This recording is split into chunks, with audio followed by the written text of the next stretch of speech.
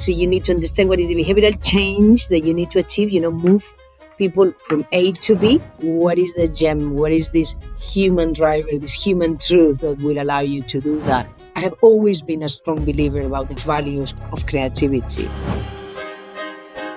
Hello and welcome. I'm your host, Sam Knowles. Joining us today is Cristina de Balanzo, board director of a super smart research agency, Walnut Unlimited. Indeed, Walnut describes itself as more than a research agency and as the human understanding agency. It boasts a team dedicated to unraveling human behaviour and decision-making through a blend of strategic insight, behavioural science, and, critically, neuroscience. Cristina really does walk the talk. Since 2015 and under her direction, the agency has hosted an annual series of hugely informative, entertaining and thinky events called Brainy Bar. The events have a well-deserved reputation for showcasing some of the leaders and leading thinkers who are applying behavioural insight and neuroscience to the art and science of persuasion. I well remember a pre-COVID edition of Brainy Bar starring Charles Spence, the self-styled Oxford professor of gastroporn and long-time advisor to Marks and Spencer. I think this is not just an M&S mousse was coming out of the work that he and his team had done. After an in-the-room break enforced by the pandemic, Brainy Bar was back with a bang in 2024, with a debut performance, I think I'm right in saying, on the West End stage, and a fabulous evening in a cinema in London's fashionable Leicester Square. It was there that I first invited Cristina to be a guest on Data Malarkey. Now, neuroscience has been a constant drumbeat of Cristina's career. Before joining Walnut more than a decade ago, she was global head of neuroscience at TNS, following a stint as strategic planner at McCann Erickson. Having seen Cristina speak with great passion, intelligence, and eloquence on the impact of understanding how the brain works on communication, I know that we are in for a great conversation. So first of all, Cristina, welcome to Data Malarkey. Thank you. Thank you. I have never had that long introduction about myself. It's nice to hear everything I have been doing. So thank you so much for that, Sam. Very good. Now listen, it's great to have you with us, and I trust that was a decent summary of who you are and what you do. Is there anything that you'd like to add? Anything that you think I've got wrong? No, I think if I say too much, it wouldn't be very. I should be humble. So yes, it is everything that people should know. Very good. Well, listen, you clearly leave an accurate and truthful trace online.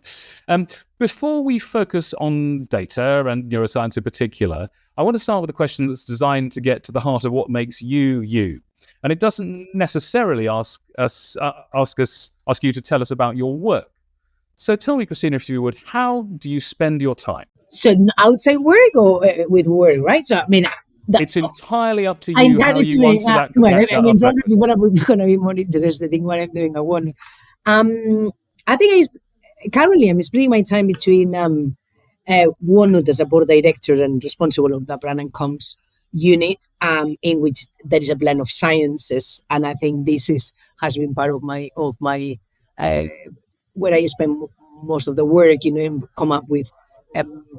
Blending approaches and data to come up with an insight, and as well with my colleagues from the board, we try to obviously bring the company forward in these uncertain times, and probably not easy, right? But we have been successful so far, and among all our we set up what we want Walnut to be.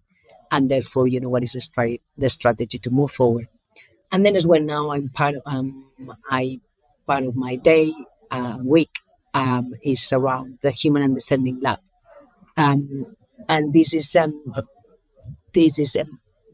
basically insight brought to working more closer to planners within our comms agencies and how they can use insight to provide the evidence and more effective communications. And all because of my background that you explained, being planner and then neuroscience and expertise in brand and comms, this is where I fit best, at working with these planners to bring insight and science, as you saw, as well as a Brainy Bar, how the science was able to inform this intuition and to feed the creative intuition, planning intuition. And this then will bring all Walnut and all data analytics teams to that party. And this is more or less, so my half of the time is Walnut and half of the time is in the Human Understanding Lab. That's how, yeah. And then I also find the time to write some articles here and there, or preparing Brainy Map, which obviously curating and organizing this event, apart from the great team I have behind it, it takes a little bit of time. And because every time that you are bringing a theme, you need to see the angles and what you're going to invite, and obviously seduce these people that are going to be talking and being speakers, with no much budget. I mean, so it's all quite tricky, but it's all fun. And particularly when you have seen the Brainy events is when I really enjoy it. The backstage, has been always is more tricky, and it's hard work. But once you're there on the stage, you give it all and you just want to enjoy it and bring that the essence, the message that you wanted to bring forward.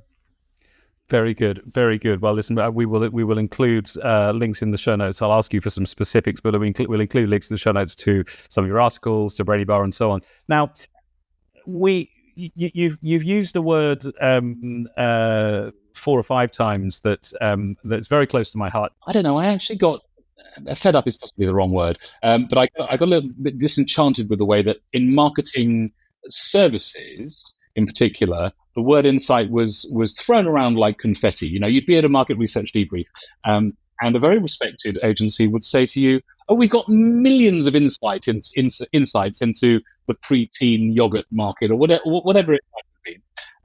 And I'd think, well, you'd be lucky if you have 1 or 2 insights. You may have millions of data points. For me, kind of insight is this profound and useful understanding. It's profound because it allows us to say, so what? It's useful because it allows us to then answer the more interesting questions that you're involved in the now what, in the what should we do as a result? How should we communicate? Do you at Walnut in your Human Understanding Lab, do you have a favorite definition of what insight is to you? Yeah, I think it's what makes to find what it makes human tick.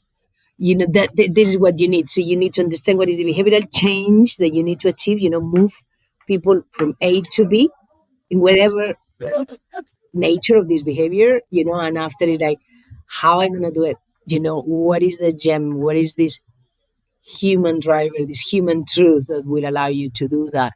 And of course, I mean, we discussed as well at when we were preparing Brainy Bar, when I was talking to Crown and Dan about the content of the presentation and the tension that they wanted to bring forward. And it's also like and I think I have been really a broken record here, that I have always been a strong believer about the values of creativity. So I have always wanted to give the position and the entity and the power that a good creative idea has. But now the only thing that we are saying is that we can bring you this evidence that you need to convince maybe the client with an idea sometimes might be too brave or that needs some substantiation.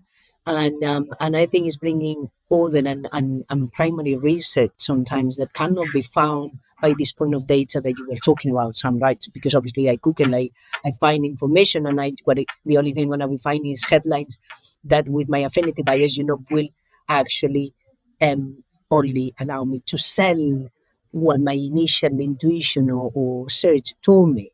But is it not good that research allows you to discover a potential territory for your brand, or tells you that actually this could be the place, your white space, and this, when you do a proper research program to get there, I think it feels right.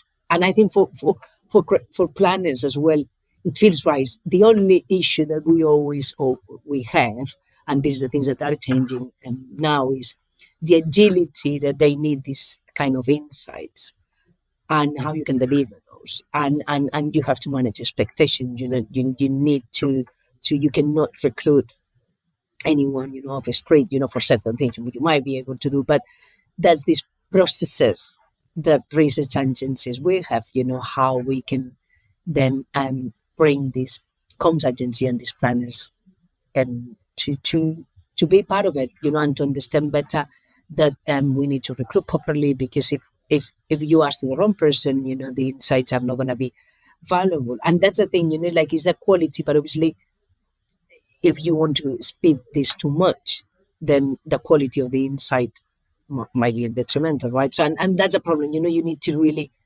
um, strike the right balance, which normally is difficult and challenging. So I'm not going to say. And then obviously you have enemies, enemies or creatives that they don't need insight, that they know. But I think all good creatives would always say that a good insight allows them, is half of the job done. And after this, obviously, they can teach you how they build, those stories and bring the things to life. So there's a space for. Very good. I very much like what makes humans tick, and the debate, the way that you dramatized in the most recent Brainy Bar, between strategy and creativity. I think rather than the rumble in the jungle, you called it the altercation in the presentation. I think it was beautifully done. Now, regular listeners and viewers to Data Malarkey will know that I am both a classicist, and that's where I got my passion for storytelling and creativity, but also I retrained as a psychologist. I fell in love with data and how the mind works and effective communication while researching for a doctorate in experimental psychology. Now, can you tell us, Cristina de Balanzo, PhD, I must call you that, where did you get your passion for neuroscience and behavioural science? I think there might be a clue in that suffix. Yeah, exactly.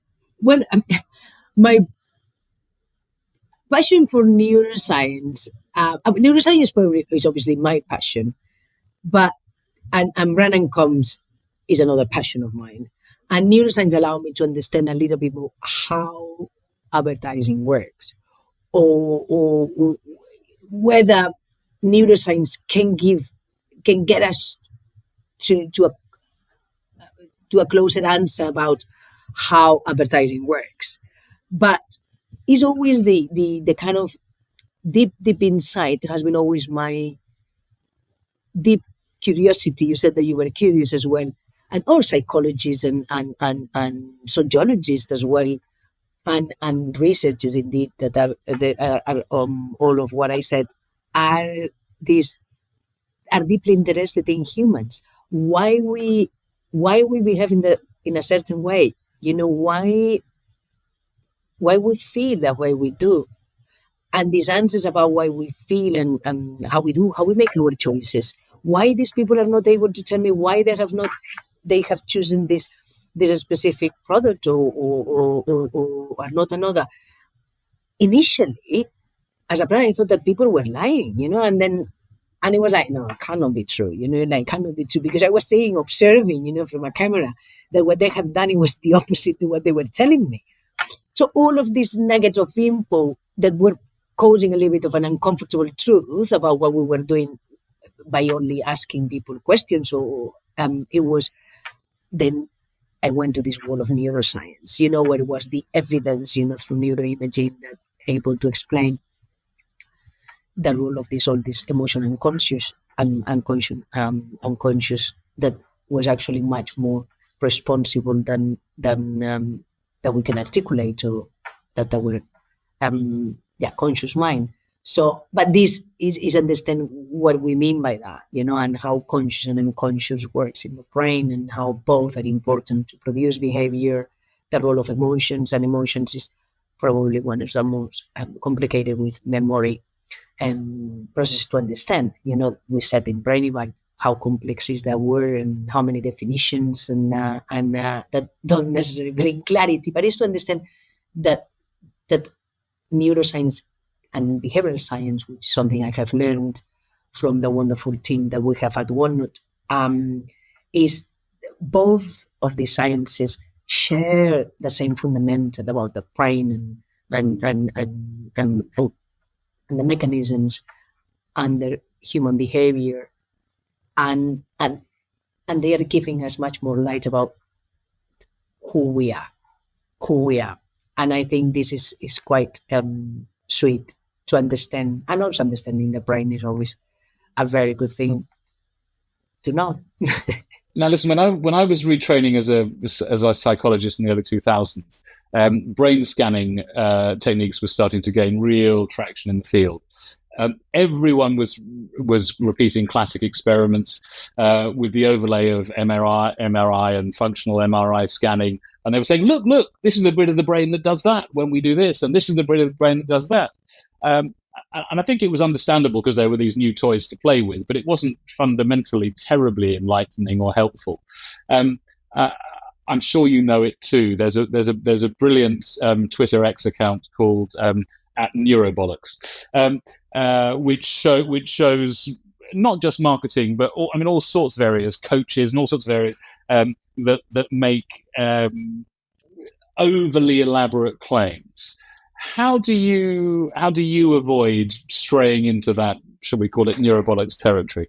Because it's tempting, we see these things happening. It is tempting. But I think so. Walnut has been, and myself and my colleagues, we have been basically pioneering the wall of neuroscience into the wall of market research. And I think when we started, it was like AI now, which probably you're going to ask me about that. But AI, right? So it's like maybe, but is that at the beginning, like in the high moment, is everyone. There were a lot of cowboys, where these neurobollocks were in the everyday conference and papers and publications and these headlines that it was like, what are you saying? And they hurt us. I mean, I think the people who were properly working on it, we were trying to be faithful and also like very in line to what the limitations were. And this is the reason why we don't use neither this pop science that people are very in tune to. It sells a lot, right? So if you talk about the right and the left part of the brain, everybody loves it. But no, right? So it is just wrong. A wrong way to describe the brain. The brain works as a whole, right? So it's not that they're a specialist, but it's not the answer. So I think also all this pop science and how we do it is really, but not over claiming, but trying to keep the relationship with experts and academics by trying to sending these kind of misleading headlines that to some degree makes our lives more complicated, but we are avoiding oversimplifications.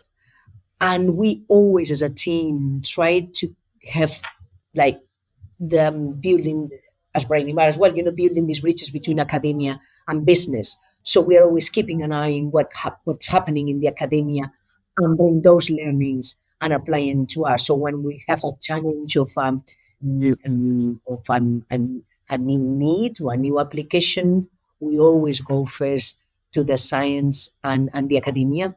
I'm still reviewer for the Journal of Advertising Research, and my colleagues as well write peer review, or we review all the lead review that we do is always in academia. So it is easy not to fall into this neurobollocks if you are agile, you are able to be commercially driven, but always keeping a foot, into the real stuff. Obviously, it's not academia what we do, but in the heart and the essence is true science. Can you?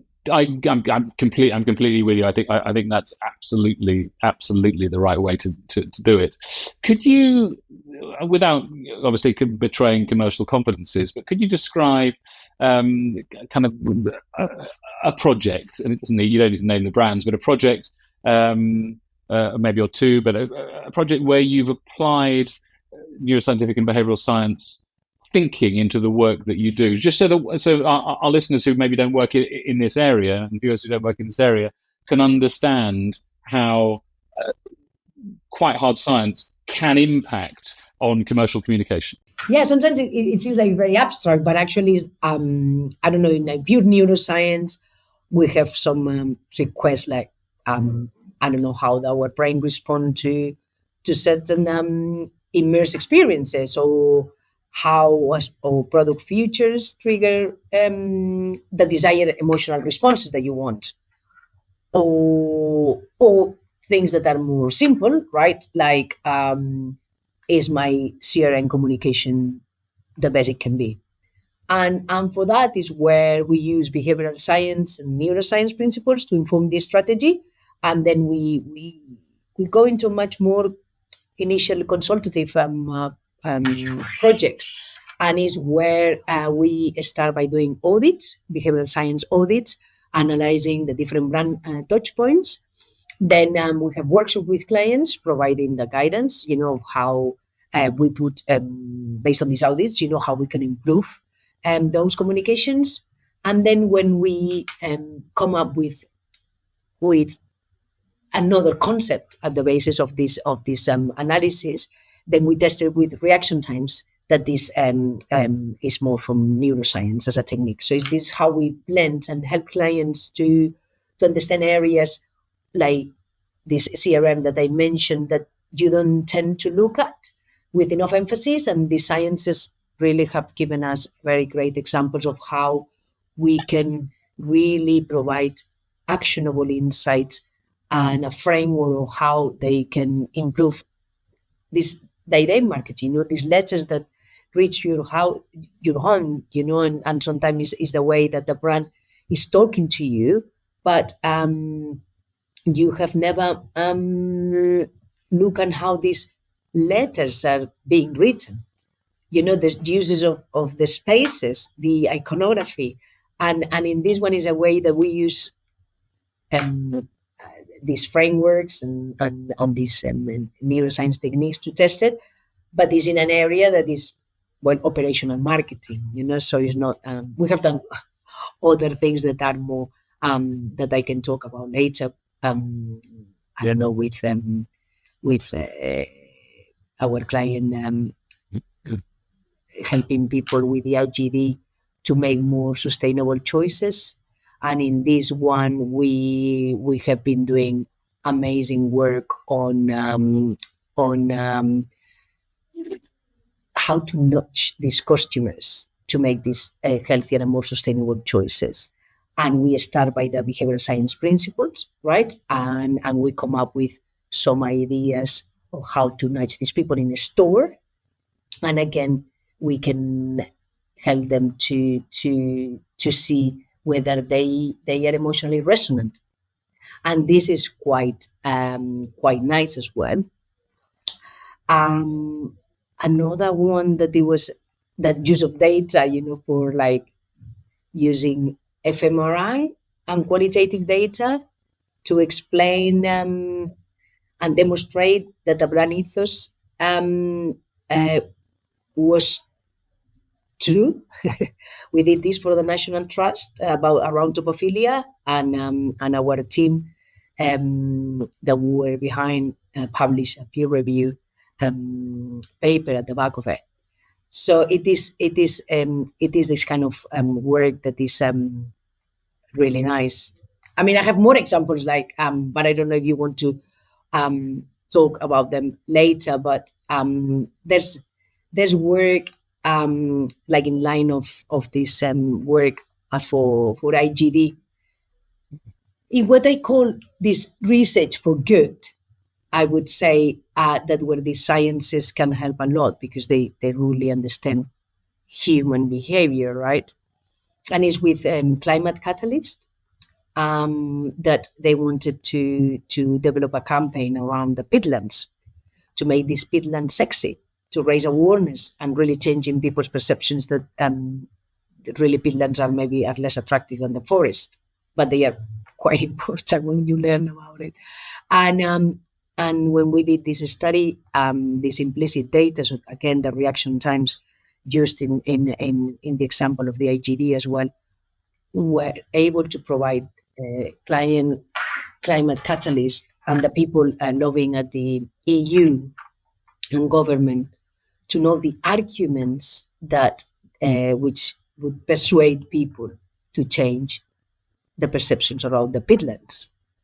And the team is absolutely thrilled that actually with all of this and all the work that they did actually stopped the nature. Well, I'm not going to say it probably right, but this the nature restoration law that it was to some degree, or the meaning of this law is that the peatland remain intact across Europe. So I think this kind of using, these examples are like pretty amazing, and the team is so proud of how these human insights have been able to solve these very important human problems, and using a blend of methodologies and the sciences together. I think those are great examples, really inspiring examples. I mean, I like the deep practicality on how people decode different elements of direct mail in terms of the way that you're using reaction times, implicit data. You talked at the beginning about you interview people and you ask them why they make their choices, and then you watch them and they behave in a completely different way. We recently, in the previous season, we had a guy called Soren Tillanet who runs marketing effectiveness. I know Soren. You know Soren. Okay. Okay. So we had Soren as a guest, and he was talking about their advertising pre-testing model that they've built, that's won awards and so on, and now works across 800 brands. It doesn't use any declared data at all. It's not that it doesn't believe customers, it's just that, or consumers, it's that actually behaviors, actions genuinely do speak louder than words. And all of the expectancy effects that you can bring if you bring people into the room and say, what do you think of this chocolate bar with this wrapper? Or how do you think your cat would respond to this food?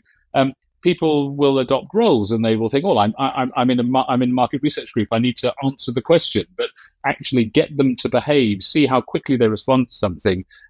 Look at that, as you've been saying throughout, look at the actual human behavior.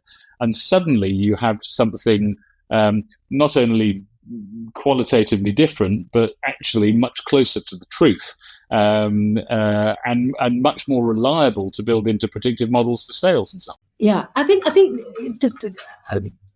to what Soaring up, I didn't hear the whole thing, but I think we are not disregarding the like qualitative or declarative measurements. I think it's important to understand, I have been always, a great defender of the blend of this no silver bullet, blend of insight. Obviously it requires a lot of time, much more customized research. It might be more expensive as well to some degree, but it's a matter of using the right techniques in the right moments. I started, in research world with neuroscience, and I was like, market research is that, as we understood. And I was wrong. And I was wrong because it's not always neuroscience. I can explain you research that we have done that has had a massive impact. I was talking to my colleagues a few years back that we did something for the MS Society. And they use participatory research, bringing these people with these severe disabilities to bring the voice to the government, to avoid how they were tightening up these payments. And this is the research that it was needed. It was not a brand scanner. It was not implicit methods. It was just talking to the right people. So I think research has to be quite humble and quite humble, and at the same time very discreet in the way that you use the weapons that we have at our disposal, and I don't want to misregard any of the methods, right? And I think maybe this is because I was as well sociologist. My first degree is in sociologist, and this has helped me a lot about understanding groups and the hidden codes and the role of culture, and this is that I have gone like from pure individuals, what happened in the brain, to go to understand large cores, because otherwise, if we don't have that too, you cannot understand in its complexity. And when people, if you talk to our qualitative team, you talk to them, and they need to give us as well to these behavioral science teams and these neuro teams how people talk about things. You know, how they express those emotions. Yes, you're evaluating feelings, but I want to know the nature of the language they are using, the metaphors, the body language, and all of these. It cannot be given in a scanner. It's because they cannot move, basically. So I think it's a little bit of everything. And I started my career in the world of research by actually blending qual with neuroscience because I was not, I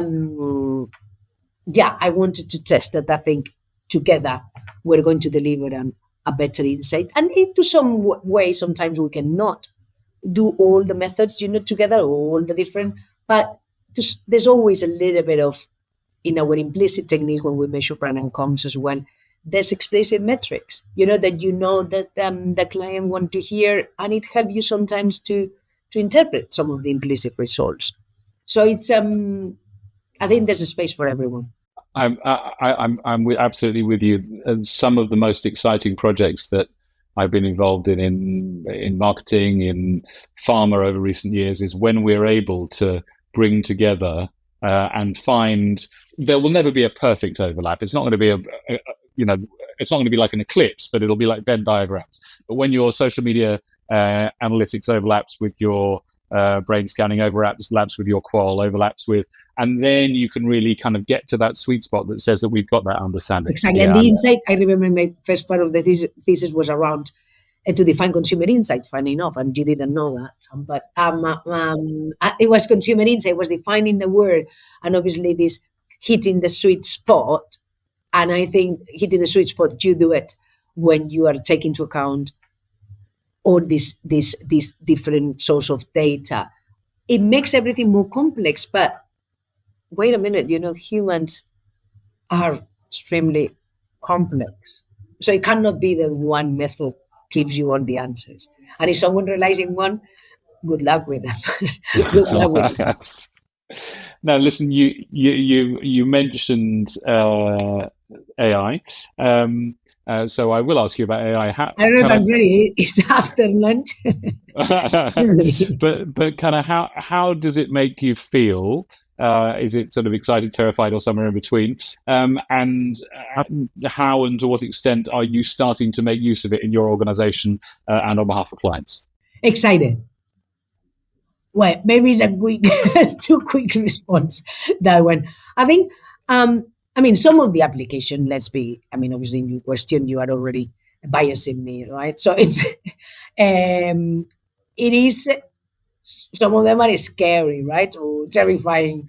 But I am a person that I want to be excited and remain positive, because I think the advantages at the moment are outweighing the dangers. However, the more you read about it in different fields, you need some limitations. And some limitations, to humankind. And because I think you need to have some sort of control. And I cannot see that we have the control. So but I cannot predict what is going to happen, or I know enough to make this judgment. But it seems these kind of things that, let's not be scared. Let's be positive, because you were asking me about our organization, just from the Human Understanding Lab, and we are using in both Walnut and the lab. We use Luca, that is our digital insight platform that is powered by AI. So it's the way that we are owning it, and we are helping planners to bring this insight at scale. And we have amazing plans to follow. Because, just being simple, there are things that they are humanly impossible, right? So they are extremely boring, or things that are amazingly useful, but they can be done while we sleep. And I don't know, this amazing summarizing these open questions, or these text responses. This is pretty fabulous, right? The information that you can get. Or the other day, like interpreting the brand tone of different online channels of communications and saying against the competitor for a pitch. This was nice. I think very difficult for a human to manage, and not be too biased as well. And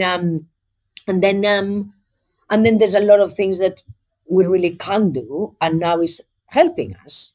But um, but obviously, it is we are now in this hype stage, right? So as it happened like 15 years ago with neuroscience erupting in market research, we have in market research and AI, and the expectations are quite high. But we believe with the team that we are working that not the technology is not 100% yet there. I think it's going really, really fast.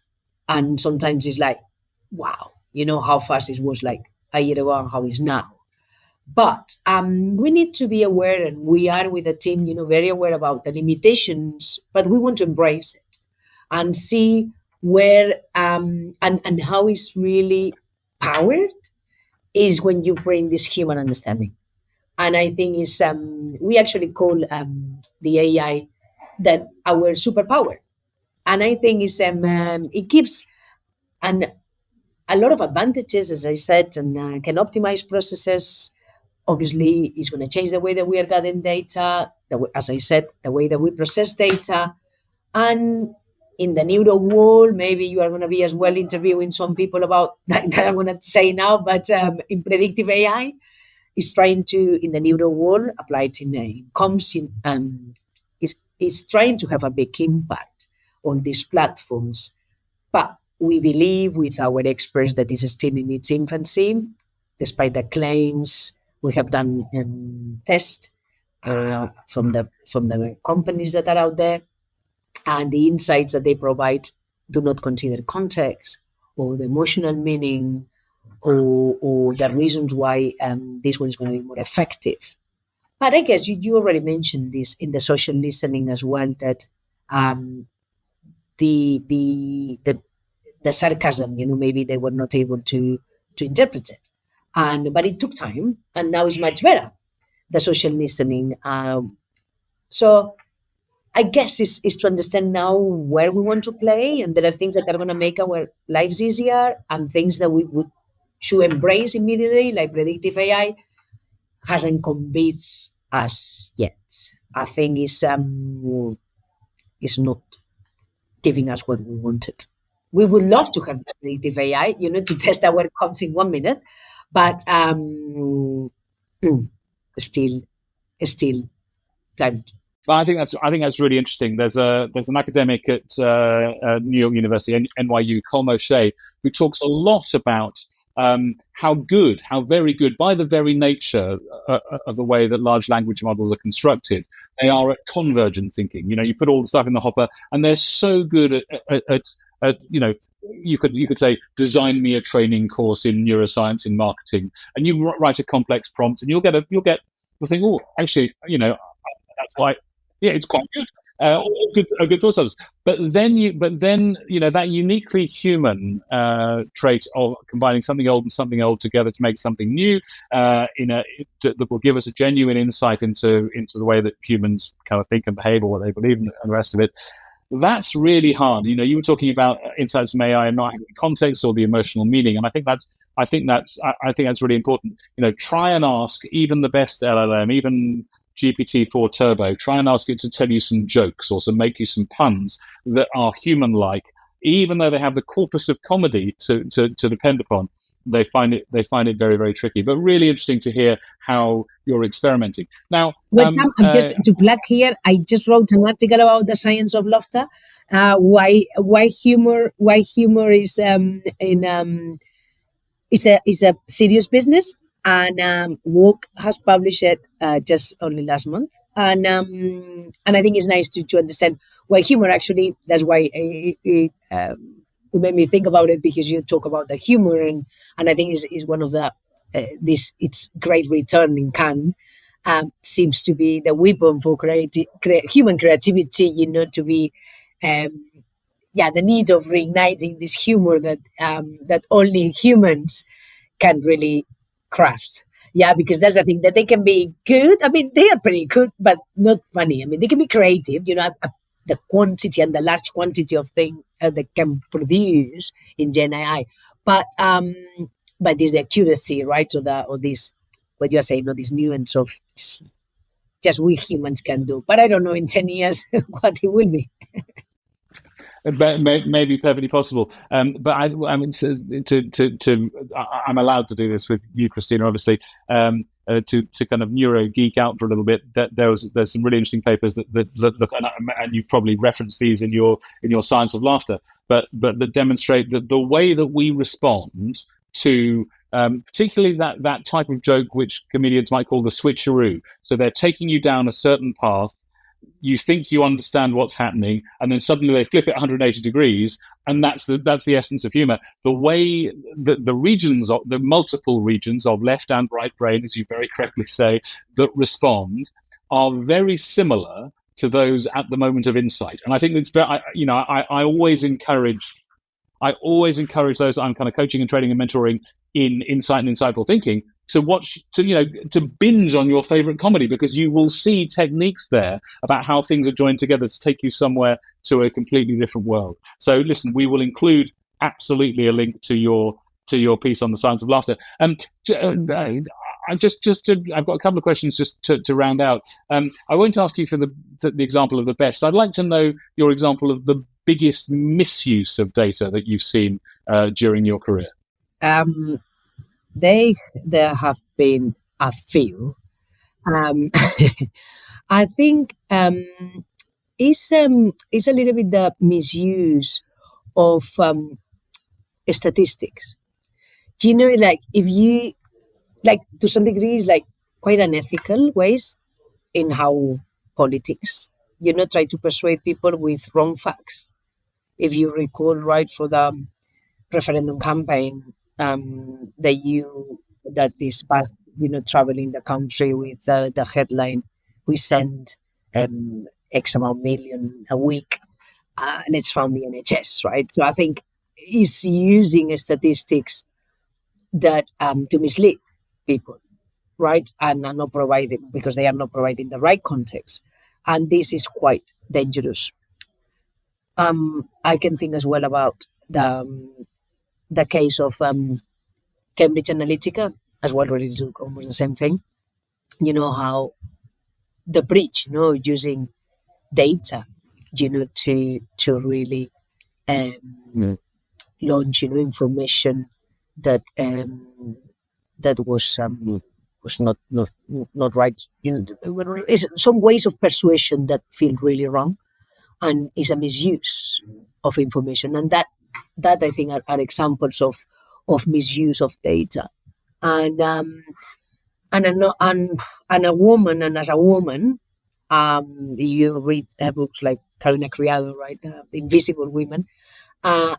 Is that maybe it's a little bit broader, this example, but is if you think about how much research and medical trials have been based on men, and it's generalized to women, and this, and I think this male bias persists, and I found this outstanding, and because mainly has ruined women's health. And yes, I'm as well a feminist. That we didn't see in my introduction. Maybe this was missing. But I think this exclusion, this female exclusion, has meant that the women become invisible for diseases and treatment and so on, and being even misdiagnosed. So I think it's quite. I think examples, right, of misuse of information. That's a very fine trio. I mean, an awful trio of examples. And you're right. I mean, we have, as Spider-Man's Uncle Ben said to him, "With great power comes great responsibility," and politicians and the murkier history of medical trials for sure falls into that.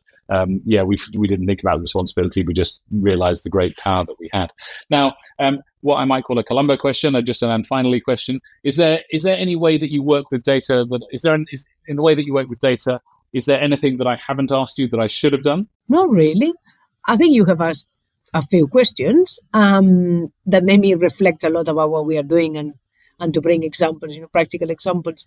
It's funny that you have not asked me. I mean, that's good, but I was called like the brain lady, and this was in a different conferences. I didn't know that I had this tag, but it was like questions like, can you really read minds? Or is there any buying button in the brain? And it's like probably the answer of that. So I'm glad, Sam, that you didn't ask me any of those ones, because unfortunately, to our listeners, there's no buying button in the brain or anything. I'm not going to really work neither with the team at finding this buying button, if it exists, that I don't think it doesn't make any sense, even the question to the brain. And reading minds, I'm personally quite good now. My team will laugh about that. That I'm good at that, but not with scanners. I don't read. We don't read minds. You just read if we can patterns, and sometimes these patterns can provide us information. Excellent. Now, finally, you mentioned the recent article on Walk about humour. Obviously, we can get a link to that.